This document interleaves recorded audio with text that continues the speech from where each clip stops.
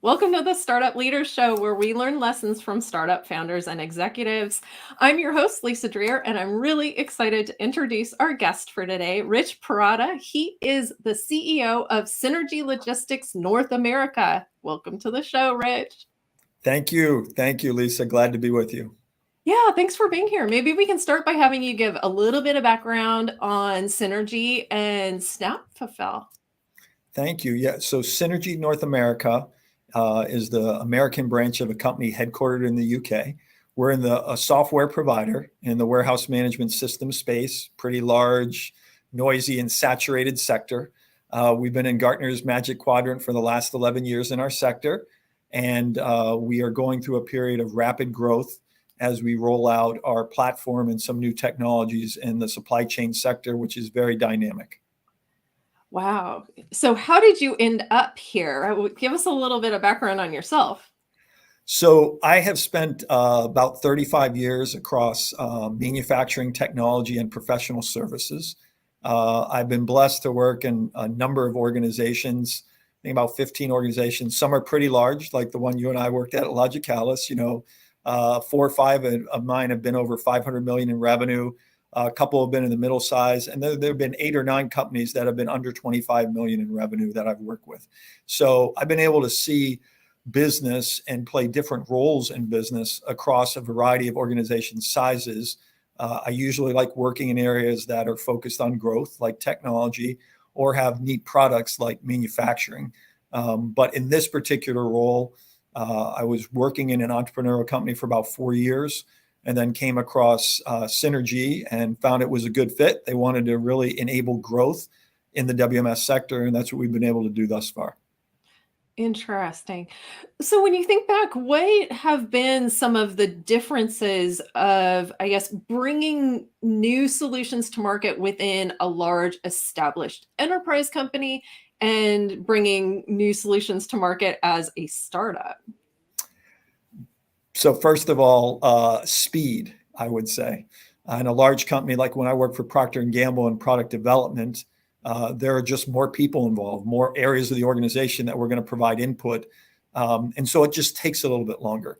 In a startup or a smaller organization, if you have a high performance cadence, which is what we like to put in place, it can actually move pretty quickly. So in the organization I'm in right now, we actually put together a new product from design to deployment to live at a customer in a period of about 6 months, which is actually really good in the software world. And because it involved the integration of not just WMS software, but robotics, automation, and an orchestration layer to make sure it all worked together, it was particularly impressive. And we're fortunate we have really good domain expertise in the warehouse and operations space. So that made it a bit easier. And then we had to combine that with the programming on how to put it together to deliver value for our customers. Wow, that's amazing. Yeah, I think it's fun and exciting, right? When things you can get things to move so incredibly quickly, and can be a little bit frustrating when you aren't able to do that, right? Well, I would say a customer deadline helps, right? Like a go live, Um, those things tend to help synthesize and crystallize people's, desire to say, okay, hey, we got a real deadline. It's not going to move. We need to deliver. And if you can work with a team of people that are keen on doing that for a customer, I think that's good. And I also would say, Lisa, one of the things I've seen throughout my business career is that when you bring people to the customer interface, you've got a credible claim of being a successful business. In other words, sometimes people think that the customer interface is for the sales team, right? They're going to go there, they're going to find the people who want our solution, they're going to sell it. And while I think that's true, the successful organizations I've been a part of have gotten everybody to the interface so mhm. that they can understand what is the customer thinking about, what's going to make a difference in how I put my product or solution together. And this goes even from entrepreneurial companies to large organizations. Sometimes people say, well, you want the tech person and the customer. It's like, yes, I want them there. I don't want them to say anything, but I want them to listen to, you want the finance or yes, I want them to hear, because if you understand your customers' problems that you're solving and different functions in your organization understand that, you're going to get a better solution. Yeah, absolutely. Well, great. So we invited you here today to talk a little bit about your experience in building businesses and new solutions and taking those to market. Maybe we can start by having you talk a little bit about some of the biggest keys to success. And I mean, you've already kind of alluded to some of them. Yeah, well, I've seen kind of three themes, Lisa, and I think the first one is that customer, and importantly, in a newer organization, you might not know who that first customer is going to be, so you have to be a little bit more open-minded. But ultimately, the difference between a great idea and a business is a customer. So you have to find someone that's going to buy your product or service. The second thing I'd say is it really takes a good team. In startup organizations in particular, we kind of have this cult of, the founder, everything's going to, we have these examples, the Steve Jobs and all. And while those people are critical and important, they're not going to do it on their own. I mean, very few people have all the skill sets you need. So I found that it really takes a team. I mean, if you don't know how to sell that well, find somebody who does. Help them understand your product. If you don't know how to go raise capital, that's a really hard one to learn for the first time. I don't, you got to find someone that you can trust that has gone through the process that'll do that. And that leads to the third thing, which is you have to have access to capital. And especially in a time like we're in macroeconomically now, even large companies, you have to have a way to go access capital to support your ambition in the marketplace. For entrepreneurs, particularly, the dance of raising capital is difficult. I've been fortunate, probably have helped raise 60, 70 million for about a dozen different companies. And, there's a certain cadence. And in that cadence, as you're working with people, they'll very quickly assess whether or not you're sophisticated and you know how the dance works, or whether you're a newbie and they can probably take advantage of you. So that's one of the reasons you really want to get someone who knows how to do it on your side. And I would say that, that's a big challenge for a lot of entrepreneurs. I've got a great idea. I might even have a customer, but boy, I need to raise capital to go get to the next level. And I'm getting all these conflicting voices. I have, venture and private equity people that say certain things. I have angel investors say, well, show me a business plan. I have people that say, no, put a roadshow deck together. How do you communicate? Go find somebody who's done it before. Because unless it's something you're really good at, it's going to take a lot of time. It's a huge distraction. And you might be disappointed in the end result. So if you're good at putting your product or service together, find the team, especially the finance person, that can help you go to the next level. That's great advice. When you think back over the years, what have you seen as the most valuable business lessons? Well, I'd love to tell you that all the valuable business lessons I've learned have been through success, but they haven't. They've also come through failure and seeing how things don't work, and you have the scar tissue that goes with that. One of the ones that I would say is you have to go before you're ready. Now, that's a concept that people sometimes wrestle with because it's hard to get out of our own comfort zone. But you need to go and get moving and do things perhaps before you're perfectly ready to go do them. That doesn't mean you're going to take a bet the company type risk, but you need to get used to leaning into things and going before you're ready. The second thing that I would say that you really need to do is you have to be an active learner. There are things happening all the time. And I found that people that are going to be successful are actively reaching out. They don't pretend that they know everything, even in their own fields. They're actively trying to listen and understand and find out new things. And that helps. And then the third thing that I would say is you have to really be intentional about building culture. Now, people look at culture sometimes and say, oh, that's a soft skill but the reality of it is if you build the right culture and the right blueprint, and you can reinforce that over time, you're not only going to deliver performance, but you're going to attract the people to your organization who are going to sit with that culture. When I talk to folks about high performance, Lisa, one of the big things is investing in people. And how do you invest in people? What are the ways that you do that? But folks who are in your organization, who are coming to your organization, they know when you care about people. They know because maybe you've put a discretionary time off policy in place, kind of the unlimited vacation approach that you and I enjoyed at Logicalis, that you have to make sure people don't abuse, but they're like, okay, you're going to treat me like a professional. They know when you say, hey, when you join us, your healthcare benefits, they start on day one. You don't have to wait 30 or 60 or 90 days and be worried about what you or your family are doing. When it comes to remote work, they know that, okay, you're open to remote work concepts. There are times when we all need to be together for collaboration, but there are times where we can work remotely. And lastly, when you invest in people, you really hold them accountable to outcomes as opposed to activity. So what I've learned is if you're intentional about building the culture and your leaders model and reinforce that culture, and you set a high performance culture, you can stay that way. Yeah, absolutely. Well, that's great. Another thing I think that we run into a lot are those roadblocks. So, what have you found are the best ways to work around or through the roadblocks? I think in every organization, sometimes every day, you're going to come across something that, is going to slow you down. I found that the first step is recognizing it for what it is, right? And you put it into the bucket that, okay, is this real and an issue we need to resolve today? Or is this a distraction? Is it masquerading as something else, and go on? I'll give you one example. We recently had a customer come back to us after a while working with us, and they really weren't very happy about our performance. And we said, wow, okay, here's a roadblock to serving this customer and serving them well, which is what we do.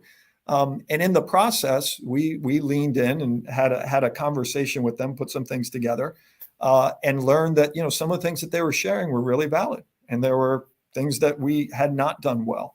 But through that process, we're recovering with them. We've gone through the apology process for things that aren't working well, and we're finding that on the other side that we're going to have a stronger relationship with them because we listened and responded to the things that they told us. So when you come across a roadblock, I think that's the first thing that you need to do. Assess it, understand it, be humble about it, and understand what it is. By the way, you're going to come across some roadblocks that seem impossible, and it's okay to say, you know what? Guess what? We're not big enough. We don't have enough we don't have months to get this together. Maybe we have to choose a different direction, or maybe you're going after a customer in particular that's on the other side of the world, and at the end of the day, though they may love you and what you do, you're not going to be able to serve them in the other side of the world. And so it's better to step back. About failing fast, I'd rather go into a situation, assess it, and say, okay, this is not going to work. But that speed of decision making in an organization is what's important. When people come across a roadblock, it can paralyze them, and that's really one of the things of a high performance organization is how quickly do you kind of get through these things, and do you have the right cadence? And maybe I can use another example. My wife, who is a very talented sales executive in pharma, later on in her career decided she was going to be a fine art photographer and set up a gallery and a lot of interest. And there was some discussion around, hey, when are you what are the operating hours? Because the merchants around her in the community they all closed at 5 or 6 o'clock. And she was thinking, I ought to stay open later because we're next to a theater and we might get some foot traffic. And all the other people said, no, you need to close at 6 like the rest of us and go home and don't work too hard. Well, she was smart enough to say, you know what? I'm going to start putting some facts against this, and we're going to start measuring foot traffic. To experiment a little bit. Guess what? She found out that almost 90% of the foot traffic to the gallery occurred after 6 p.m. on Thursday. So guess what? She set the hours up: 6 to midnight on Thursday, 4 to midnight on Friday, noon to midnight on Saturday, and did phenomenal business. All because, people were saying, oh, no, do it this way. And she was like, no, I think we're going to try and put some data together and find out. The other thing I would say about a roadblock is everyone knows about Francis Bacon, the father of the scientific method, because what he put together was inductive reasoning. At his time and even earlier, people would basically go to an expert and say, well, what do you think? And they would opine, and they'd come Come to think of it, it's not that different today, except we're finding the experts really don't know that much. So, but he came up with a theory that said, no, wait a minute. You observe, you make observations, then you test an experiment, and then you draw a conclusion. So when you come to a roadblock, same type of thing. Let's observe what it is, testing, experimenting, find our way around it. And that's that type of process, that inductive reasoning that, hey, what's the hypothesis? What are some things we might do? Getting into a good rhythm of that makes you a better organization. And it's much better than saying to, your CEO or your founder or the head of product, hey, what do you think? Oh, I think we ought to go this direction. Oh, off we go. Yeah. Use your team. Yeah, right. Going back to Synergy's focus on data warehousing and the management of that process, how has that changed over the last several years, and what's coming up? Well, so it's interesting you said that, and we're more in like the physical warehousing, like order fulfillment logistics. Like when you order something from Tavala, which is one of our customers, the meal kit, you scan it, goes in, and you cook it.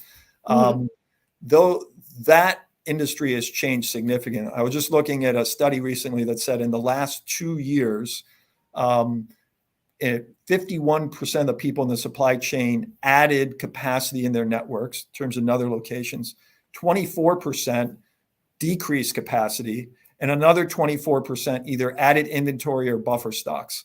So that is a tremendous amount of change in a 2-year period. And you think about it coming out of the pandemic, where all of a sudden everybody was ordering something in an e-commerce manner, and not everybody was set up to do that. So in our space in particular, Lisa, there's 2 big challenges. One is the very dynamic nature of customer demand and whether you can fulfill it from an e-commerce perspective.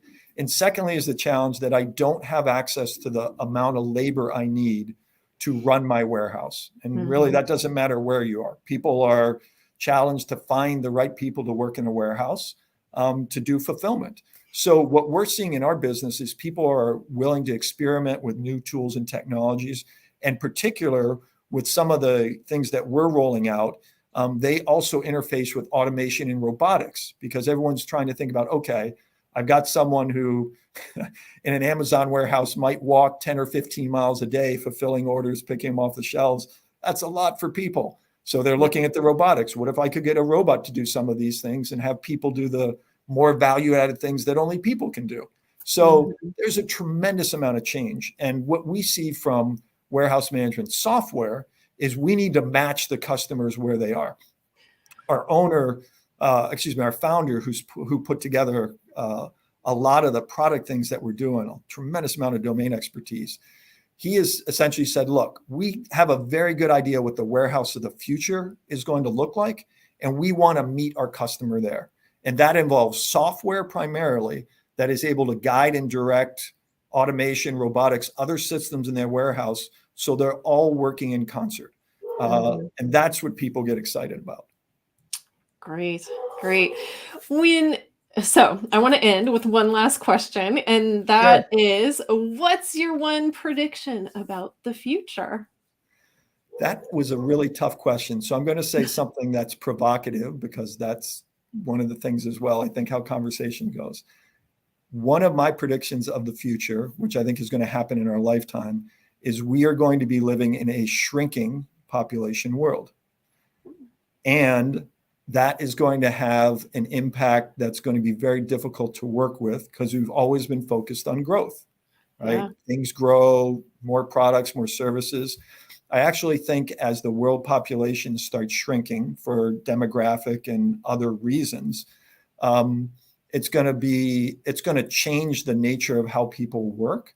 I think we're seeing some of it right now, specifically with the labor that is or is not available. I think in the US, for example, only 63% of the workforce is actually actively engaged. But I think it's also going to make rapid changes to consumer brands, the types of things that we see, and the value that people understand from the products and services they buy. So I can't see far enough to see how it all works out, but I believe we're going to be living in a shrinking population, which is going to have impacts on all aspects of our society. Fascinating. Yeah. Stay tuned, right? Yeah, absolutely. Well, Rich, I want to thank you so much for being here today and sharing your insights with us. It's been great. If people want to learn more about Synergy Logistics and Snap Fulfill, what should they do? They can come visit us at www.snapfulfill.com, or they can also follow us on LinkedIn, and we'd be happy to share any insights we might have. Excellent. Thank you so much. And we hope to have you back again soon. Thank you, Lisa.